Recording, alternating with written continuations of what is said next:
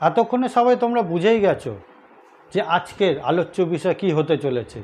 হ্যাঁ, ঠিকই ধরেছ যে বর্ষাকালের অসুখ ও আমাদের অসুস্থতা। বর্ষাকাল মানেই জলবাহিত রোগ, বর্ষাকাল মানেই জলবাহিত সংক্রমিত রোগ। এই বর্ষাকালে বেশ কিছু নির্দিষ্ট ব্যাকটেরিয়া ভাইরাস থাকে যারা জলকে আশ্রয় করে বিভিন্ন লতা পাতা শাক ইত্যাদি এইসব জায়গায় তারা বাসা বেঁধে থাকে। সেই কারণেই রয়েছে যে বর্ষাকালে কোনো শাক খাওয়া নিষিদ্ধ করে দেওয়া হয়েছে। এটা আমার শুধু কথা নয়, এটা কিন্তু চিকিৎসা বিজ্ঞানেরও কথা এবং আয়ুর্বেদ শাস্ত্র এটার সম্বন্ধে কিন্তু নির্দিষ্টভাবে বলা রয়েছে যে বর্ষাকালে লতানো শাক সবজি এবং শাক পাতা খাওয়া নিষেধ।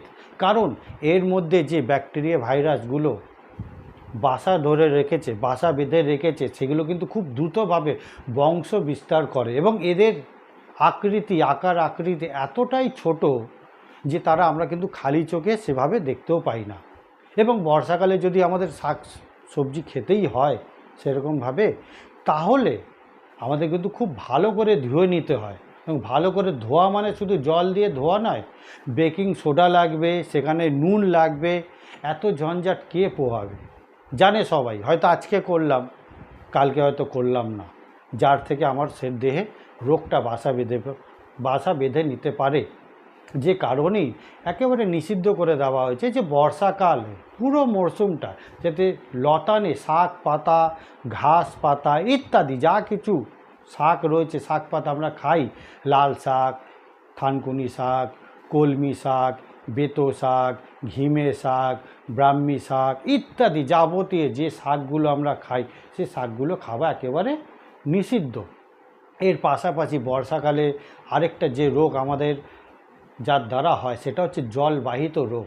এই সময় কিন্তু জলের মধ্যে আগেই বলেছি যে ব্যাকটেরিয়া ভাইরাসের উপস্থিতির কারণে আমাদের কিন্তু সেই জলটা যদি আমরা পান করি না ফুটিয়ে, না তাকে পরিশুদ্ধ করে, না ভালো করে বিশুদ্ধ করে, তাহলে কিন্তু আমাদের পেটে নানা ধরনের সমস্যা হয়।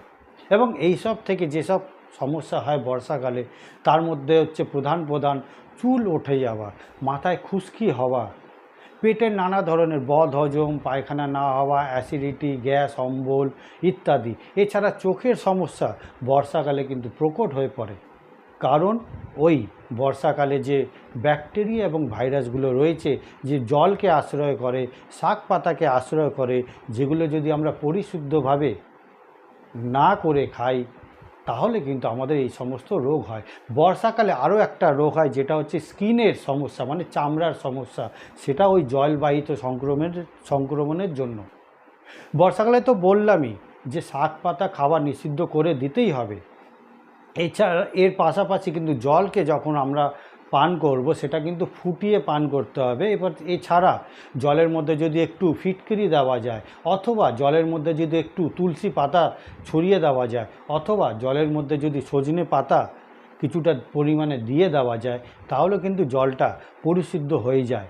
এভাবে কিন্তু আমরা জলটাকে পরিশুদ্ধ করে বা বিশুদ্ধ করে খেতে পারি, মানে পান করতে পারি।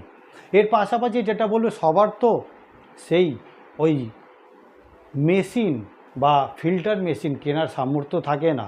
যাদের কেনার সামর্থ্য হচ্ছে তারা আপনারা ফিল্টার মেশিন অবশ্যই পান করবেন এই বর্ষাকালে।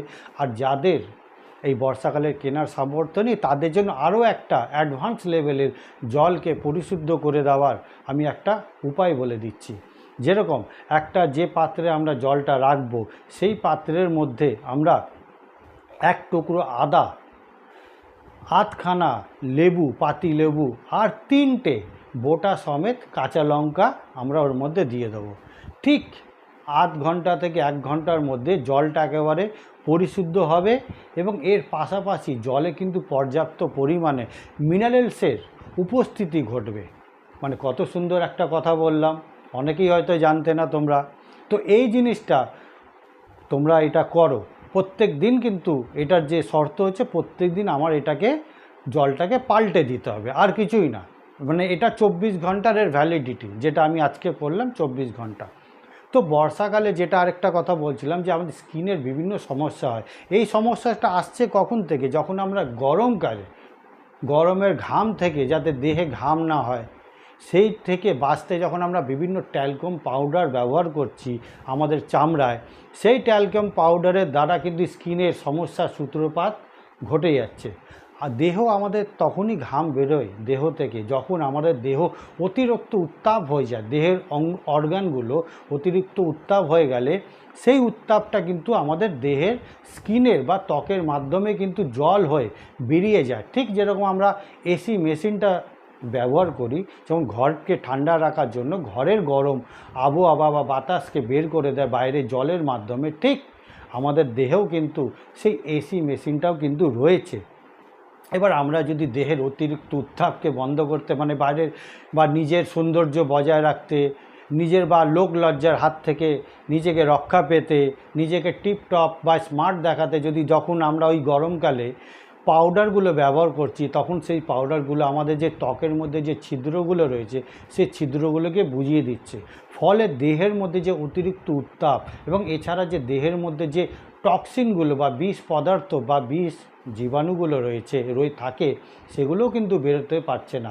তারা কোথায় গিয়ে জমা হচ্ছে? তারা কিন্তু একটা চামড়ার একটা লেয়ারের মধ্যে গিয়ে জমা হয়ে যাচ্ছে এবং সেখানে গিয়ে তারা যখন বাসা বাঁধছে সেখান থেকে তারা বংশবিদ্যার বিস্তার করছে এবং যার ফলে ত্বককে আশ্রয় করছে, যেহেতু ত্বককে তারা ক্ষতিগ্রস্ত করছে। ঠিক যেরকম আমরা পৃথিবীতে বাস করছি, আজকের যুগে পৃথিবীতে আমরা বাস করছি, তার বিনিময়ে পৃথিবীকে আমরা নষ্ট করছি।